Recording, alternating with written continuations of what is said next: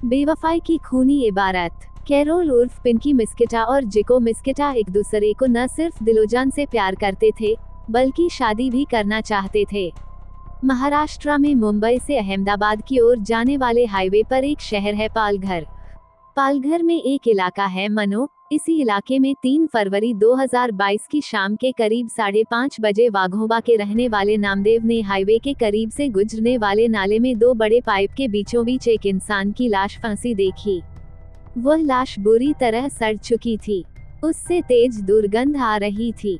नामदेव ने देर नहीं की और तत्काल पुलिस कंट्रोल रूम को फोन करके इसकी सूचना दे दी। पुलिस कंट्रोल रूम से होते हुए बात पालघर पुलिस तक पहुंच गई, क्योंकि वह इलाका पालघर पुलिस के क्षेत्र में ही पड़ता है। अगले कुछ मिनटों में पालघर थाना प्रभारी इंस्पेक्टर विष्णु भोए अपनी टीम के साथ मौके पर पहुंच गए और लाश को नाले से बाहर निकालकर अपने कब्जे में लेने का काम शुरू कर दिया। थाना प्रभारी भोए ने देखा कि लाश पर चाकुओं से वार किए जाने के निशान थे। उसका चेहरा किसी भारी चीज से इस तरह कुचला गया था, जिससे पहचानने में नहीं आ रहा था।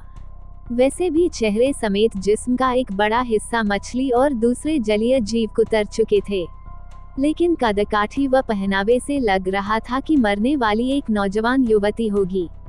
लाश जिस तरह से सड़ चुकी थी, उससे यह बात भी साफ थी कि ये लाश पानी में पिछले कई दिनों से पड़ी रही होगी, इसलिए वह सड़कर फूल चुकी थी।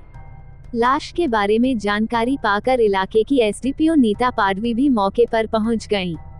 पुलिस ने क्राइम व फोरेंसिक टीमों को भी मौके पर बुला लिया। फोरेंसिक टीमों ने घटनास्थल व लाश की फोटो लेने के बाद आसपास छानबीन की, मगर मरने वाली युवती की पहचान कर पाना मुमकिन नहीं हुआ। हाईवे से सटे इलाके में रहने वालों को बुलाकर और नामदेव से भी मरने वाली महिला की लाश की शिनाख्त का प्रयास किया गया, मगर कोई सफलता नहीं मिली। पालघर पुलिस ने लाश को पोस्टमार्टम के लिए भिजवाने के साथ साथ ये पता करना शुरू कर दिया कि आखिर आसपास के इलाके से इस उम्र की कोई युवती गायब तो नहीं। लेकिन पालघर से ऐसी कोई युवती हाल के दिनों में गायब नहीं हुई थी और न ही जिले के किसी थाने में ऐसी कोई मिसिंग रिपोर्ट ही दर्ज थी। उच्चाधिकारियों के निर्देश पर पालघर पुलिस स्टेशन में उसी दिन भादनसम की धारा 302 में अज्ञात हत्यारों के खिलाफ मुकदमा दर्ज कर लिया गया। जांच का दायित्व खुद थाना प्रभारी विष्णु भोए ने संभाला। हत्या के मामले की जानकारी मिलने पर पालघर एसपी दत्तात्रेय शिंदे और एडिशनल एसपी प्रकाश गायकवाड़ ने भी पूरे घटनाक्रम का ब्यौरा लिया। युवती की लाश जिस जगह मिली थी, वह इलाका नेशनल हाईवे का था, इसलिए इस बात की आशंका ज्यादा थी कि लड़की कहीं बाहर की रही हो या उसकी लाश को वहां लाकर ठिकाने लगा दिया गया हो। इसी आशंका को भांपकर एसपी दत्तात्रेय ने एसडीपीओ नीता पाडवी की निगरानी में एक विशेष टीम का गठन कर दिया, जिसमें पालघर के थाना प्रभारी विष्णु भोए, इंस्पेक्टर प्रदीप कस्बे, इंस्पेक्टर मनो, सुधीर धायरकर के साथ दर्जन भर पुलिसकर्मियों की टीम को शामिल किया गया। पुलिस ने वक्त गंवाए बिना पालघर से सटे मुंबई के अलग अलग थानों में इस लाश का हवाला देते हुए गुमशुदगी की जानकारी लेनी शुरू कर दी। इसी कोशिश में एक दिन बाद पुलिस को कामयाबी भी मिल गई। पता चला कि लाश मिलने से करीब 10 दिन पहले मुंबई के सेंटा क्रूज थाने में एक युवती की गुमशुदगी की रिपोर्ट दर्ज करवाई गई है। 28 साल की उस युवती का नाम कैरोल उर्फ पिंकी मिस्किटा था, जो 24 जनवरी 2022 को अपने घर से गायब हो गई थी। वह एक कॉल सेंटर में काम करती थी। सेंटा क्रूज पुलिस तत्काल कैरोल उर्फ पिंकी मिस्किटा के घर पहुंच गई। सेंटा क्रूज की एक चाल में रहने वाली कैरोल उर्फ पिंकी मिस्किटा के घर में सिर्फ उसकी बूढ़ी मां कैथरीन थी। पुलिस को वहां एक -2 रिश्तेदार भी मिले। पुलिस टीम ने कैथरीन को पालघर पुलिस से मिली सूचना के बारे में बताया और उसे लेकर पालघर पहुंची, जहां जेजे अस्पताल की मोर्चरी में रखी गई वह लाश दिखाई जो नाले से बरामद की थी। वह लाश इतनी सड़ चुकी थी कि परिवार वाले भी उसे पहचान नहीं सके, लेकिन कैथरीन की बूढ़ी आंखों से उस लाश की कमर पर बने दिल और तितलियों के टैटू नहीं छिप सके। उसने झट से उसकी पहचान अपनी बेटी कैरोल के रूप में कर दी, क्योंकि एक मां होने के कारण कैथरीन को ये बात इसलिए याद थी कि अपनी एक दोस्त के कहने पर जब कैरोल ने 4 साल पहले ये टैटू अपनी कमर पर गुदवाया था तो उसकी बेटी को 2-3 दिन काफी तकलीफ रही थी। लाश की पहचान होते ही पालघर पुलिस को उम्मीद बंधी कि अब वह जल्द ही उसकी हत्या की गुत्थी सुलझा लेगी। पुलिस को इस ब्लाइंड मर्डर केस में लाश की पहचान होने से एक लीड मिल चुकी थी। पालघर पुलिस ने कैरोल की मां कैथरीन से पूछताछ शुरू कर दी। कैथरीन ने पुलिस को बताया कि उनकी बेटी का पिछले 5 सालों से मुंबई के ही 27 साल के एक लड़के जिको मिस्किटा से अफेयर चल रहा था। उन्होंने कहा कि उनकी बेटी का कत्ल जिको ने ही किया है, क्योंकि दोनों में अफेयर होने के बावजूद उनका रिश्ता पिछले कुछ महीनों से बहुत अच्छा नहीं चल रहा था। कैथरीन ने पुलिस को बताया कि 24 जनवरी को कैरोल स्कूटी लेकर घर से निकली थी और उसने कहा था कि वह डॉक्टर को अपनी कुछ मेडिकल रिपोर्ट्स दिखाने जा रही है, लेकिन फिर इसके बाद वो वापस नहीं लौटी। कैथरीन ने बताया कि उसी रात करीब 8 बजे उसने फोन कर ये बताया था कि उसे लौटने में थोड़ी देर हो जाएगी, वह अपने किसी दोस्त के साथ है, लेकिन कैरोल सुबह तक घर नहीं लौटी। कई बार उसका फोन मिलाकर बात करने की कोशिश की, मगर उसका फोन लगातार बंद आता रहा। तब थक हार कर वह सेंटा क्रूज थाने पहुंची और बेटी के लापता होने की रिपोर्ट दर्ज करानी चाहिए। सांता क्रूज की पुलिस उस दिन अपने थाने में निर्भया हेल्पलाइन के उद्घाटन में इतनी बिजी थी कि उसने कैथरीन की तहरीर तो ले ली, लेकिन गुमशुदगी दर्ज नहीं की और उसे बाद में आने को कहा। कैरोल के लापता होने की बात सुनकर आसपास में रहने वाले उनके रिश्तेदार भी घर आ गए। पास में ही रहने वाली कैरोल की 2 हमउम्र कजिन सिस्टर सरिता और मैलोरिना भी वहां आ गईं। कैरोल दिल की हर बात अपनी इन दोनों बहनों को बताती थी। उन्होंने भी कैथरीन को कुछ नहीं बताया। सभी को पता था कि कैरोल का जिको से प्रेम संबंध है, इसलिए एक आशंका ये भी हुई कि कहीं कैरोल जिको के साथ भाग तो नहीं गई। इसी आशंका के कारण कैथरीन ने अपने रिश्तेदारों के साथ कैरोल के कमरे की तलाशी लेनी शुरू कर दी। हैरानी की बात ये थी कि कमरे में कैरोल के सारे कपड़े व सामान जस के तस रखे थे। इससे साफ था कि वह कहीं भागी नहीं है।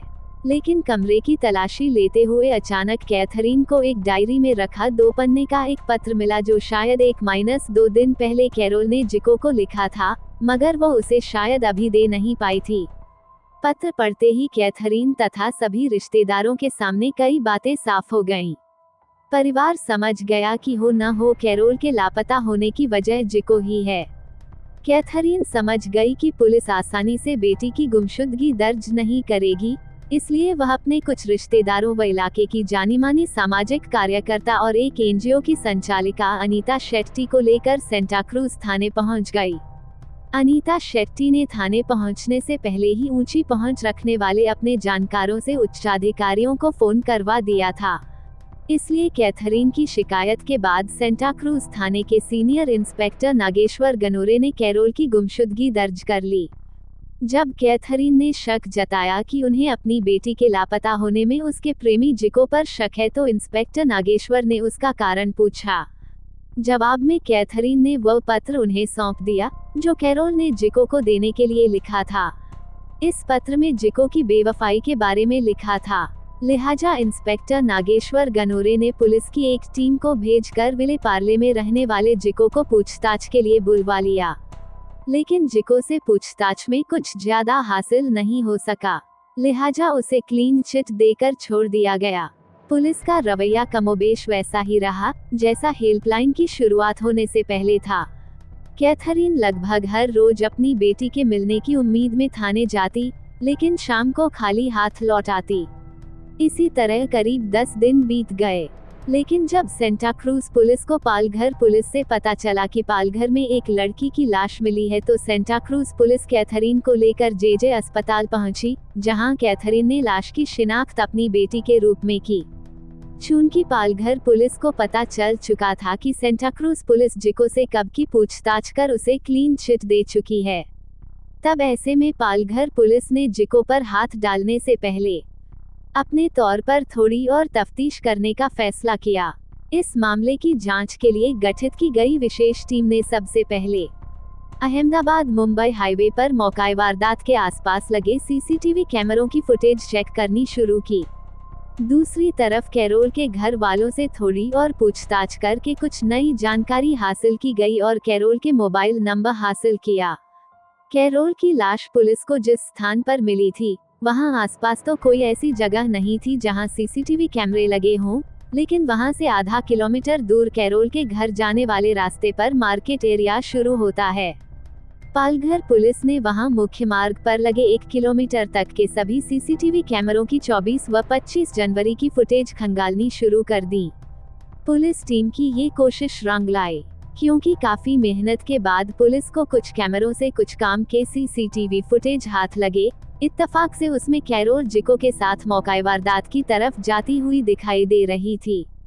घर वालों को ये फुटेज दिखाई गई तो उन्होंने कैरोल के साथ फुटेज में स्कूटी पर साथ में दिख रहे जिको की पहचान कर दी।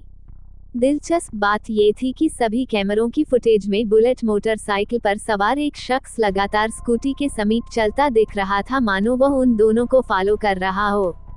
सीसीटीवी की फुटेज मिलने के बाद पुलिस की तफ्तीश जिको पर आकर टिक गई, लेकिन उससे पूछताछ करने से पहले पुलिस थोड़ी और तस्दीक कर लेना चाहती थी। पुलिस ने कैरोल तथा जिको के मोबाइल की कॉल डिटेल्स निकाली तो पुलिस का शक और भी ज्यादा पुख्ता हो गया, क्योंकि दोनों की उस दिन कई बार बात हुई थी और 24 जनवरी की शाम जिस दिन कैरोल अपने घर से लापता हुई, उसके फोन की लोकेशन भी कैरोल के फोन की लोकेशन के साथ थी। इसी बीच कैरोल के घर वालों ने जिको के नाम अपनी बेटी के हाथों लिखा गया वह खत भी पुलिस को सौंप दिया, जिससे पूरी कहानी साफ हो रही थी।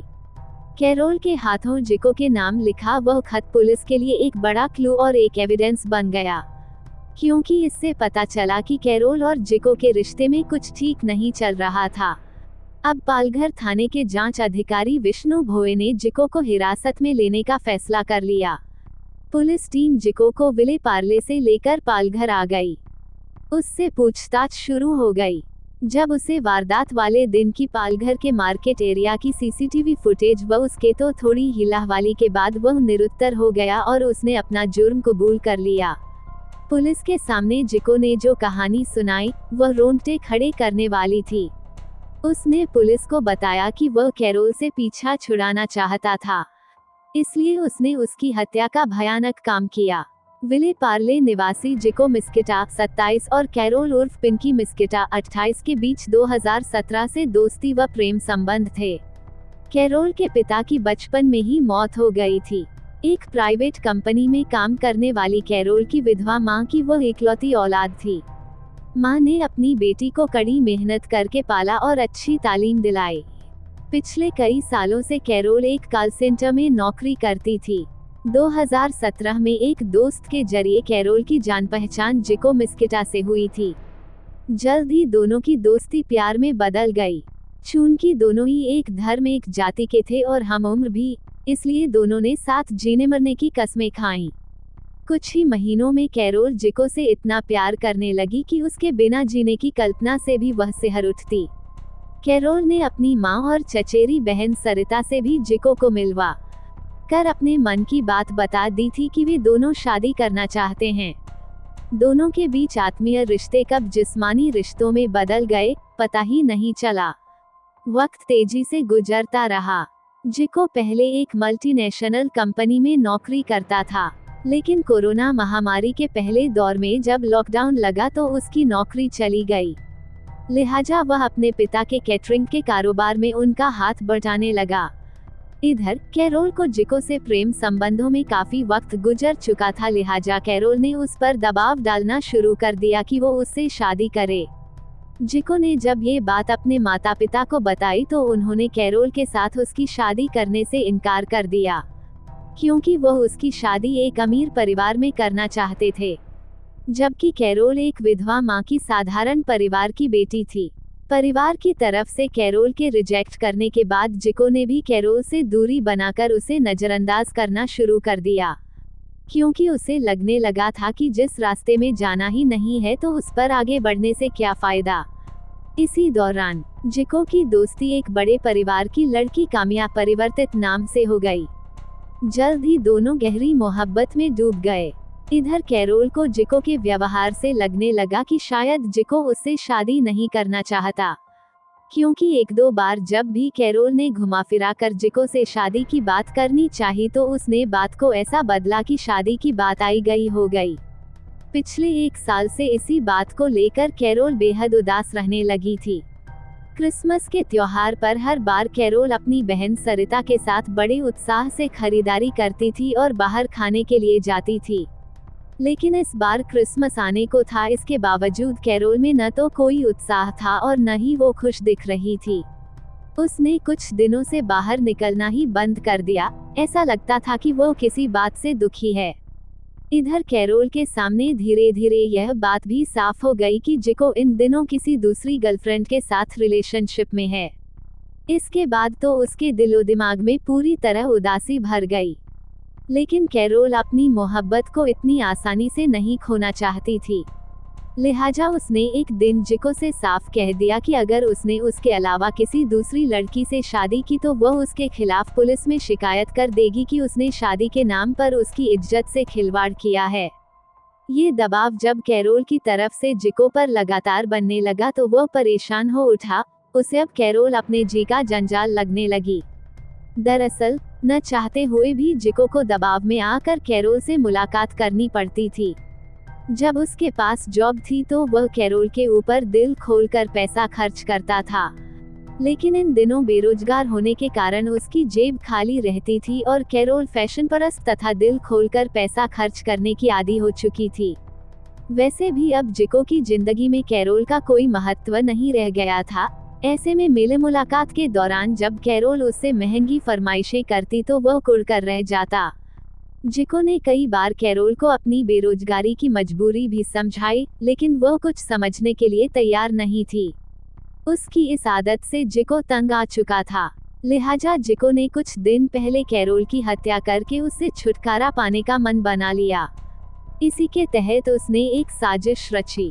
इसके तहत जिको ने 24 जनवरी से 1-2 दिन पहले कैरोल से फोन पर लगातार बातचीत करनी शुरू कर दी ताकि उसे लगे कि जिको वापस उसके पास लौट आया है। कैरोल भी जिको के इरादों से अनजान ये सोचकर खुश थी कि चलो कैसे भी हो उसकी मोहब्बत उसे वापस तो मिल गई। अपनी इसी साजिश के तहत जिको ने एक दिन पहले कैरोल से सुबह से लेकर शाम तक करीब 5 बार बात की। उसने बातचीत में यही दर्शाया कि जैसे वह कैरोल को बहुत मिस कर रहा है। कैरोल से जिको ने कहा था कि वह अगले दिन यानी 24 जनवरी को उसके साथ लॉन्ग ड्राइव पर जाना चाहता है। इस दौरान वे साथ में डिनर करेंगे और अपने आगे के भविष्य के बारे में बात करेंगे। कैरोल अपने टूटते रिश्ते को पटरी पर लौटते देख खुश थी, इसलिए उसने खुशी खुशी हाँ भर दी थी। 24 जनवरी 2022 को कैरोल अपनी स्कूटी और लैपटॉप वाला बैग लेकर घर से निकली तो उसने अपनी मां को यही बताया कि वो मलाड में अपने कुछ मेडिकल टेस्ट कराने जा रही है, वहां से एक दोस्त के साथ घूमने जाएगी। कैरोल तय जगह पर जिको से मिली तो उसे इस बात की जरा सी भी भनक नहीं लगी कि जिको का दोस्त देवेंद्र बुलेट से उनकी स्कूटी का पीछा कर रहा है। कैरोल देवेंद्र बाबू से परिचित थी क्योंकि वह विले पार्ले से पहले विरार में रहता था और जिको का सबसे करीबी दोस्त था। देवेंद्र बाबू जिको के पिता के कैटरिंग कारोबार में सहयोगी था। कैरोल ने 24 जनवरी को घर से निकलने के बाद दिन में 2 बार अपनी मां को फोन किया था, लेकिन उसने यह नहीं बताया कि वह किसके साथ है और कब लौटेगी। इस दौरान जिको ने उसे कई जगह घुमाया और फिर लॉन्ग ड्राइव के बहाने उसकी स्कूटी खुद ड्राइव करते हुए मुंबई अहमदाबाद हाईवे पर पालघर की तरफ ले गया। पूछने पर उसने बताया कि वो आज उसे एक खूबसूरत जगह ले जा रहा है, जो उनके जीवन का सबसे यादगार पल होगा। इस दौरान रात होने लगी थी, तो कैरोल ने अपनी मां को फोन करके बता दिया कि वह अपने किसी दोस्त के साथ है, आने में उसे थोड़ी देर हो जाएगी। लेकिन जब रात में काफी देर तक कैरोल घर नहीं पहुंची तो रात करीब 12:30 बजे कैथरीन ने उसके मोबाइल पर फोन किया, तब वह स्विच ऑफ मिला। इधर पालघर में वाघोबा के पास एक नाले के किनारे हाईवे पर खड़े होकर रात करीब 8 बजे जिको और कैरोल बातचीत करने लगे। इसी दौरान दोनों के बीच शादी को लेकर एक बार फिर बात होने लगी। जिको तो सोचकर आया ही था कि आज कैरोल का काम तमाम करना है, लिहाजा उसने सड़क किनारे सुनसान जगह पर कैरोल को दबोचकर उसका गला दबाना शुरू कर दिया। कैरोल छटपटाई, लेकिन जिको की मजबूत पकड़ से छूट न सकी और थोड़ी देर में ही उसका शरीर ढीला पड़ गया। चंद कदम की दूरी पर खड़ा उसका दोस्त देवेंद्र बाबू ये सब देख रहा था। वह भी पास आ गया। देवेंद्र अपने साथ कैटरिंग के काम में इस्तेमाल होने वाला चाकू लेकर आया था। उसे शक था कि कैरोल अभी मरी नहीं है, इसलिए उसने जेब से चाकू निकालकर कैरोल के शरीर पर कई प्रहार किए। कैरोल पर चाकू के प्रहार इतनी मजबूती से किए गए थे कि चाकू का हैंडल टूट गया। चाकू का निचला हिस्सा कैरोल के शरीर में ही रह गया, इसीलिए खाली हैंडल को देवेंद्र ने वहीं जंगल में फेंक दिया और चाकू लाश में ही छोड़ दिया।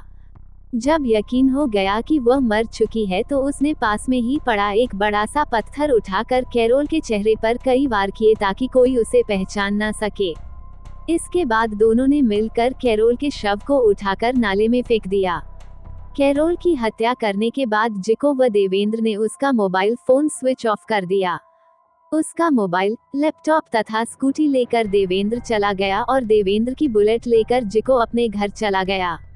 जिको से पूछताछ के बाद पुलिस ने विरार से देवेंद्र बाबू को भी गिरफ्तार कर लिया, जिसके बाद दोनों को पुलिस ने कोर्ट में पेश करके 10 फरवरी 2022 तक पुलिस रिमांड में ले लिया। रिमांड के दौरान कैरोल की स्कूटी और उसका लैपटॉप व फोन, हत्या में प्रयुक्त चाकू का हत्था भी बरामद कर लिया। पालघर पुलिस ने ठोस रूप से कैरोल की पहचान को स्थापित करने के लिए उसकी मां कैथरीन का डीएनए नमूना भी लिया, जिससे आरोपी को अदालत में ये कहने का मौका न मिले कि जिस शव को पुलिस कैरोल का बता रही है वो उसका नहीं है।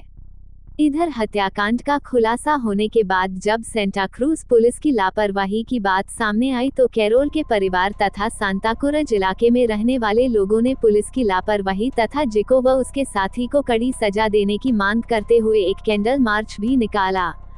सांताक्रूज पुलिस की लापरवाही से ये लाश पूरे 10 दिनों तक नाले में पड़ी सड़ती रही, लेकिन आखिरकार इस लाश ने ही कातिल का पता दे दिया और कत्ल के साथ कातिल की सच्चाई भी सामने आ गई। पुलिस ने इस मामले में सबूत मिटाने की धारा 201 जोड़कर दोनों आरोपियों को अदालत में पेश किया, जहां से उन्हें जेल भेज दिया गया।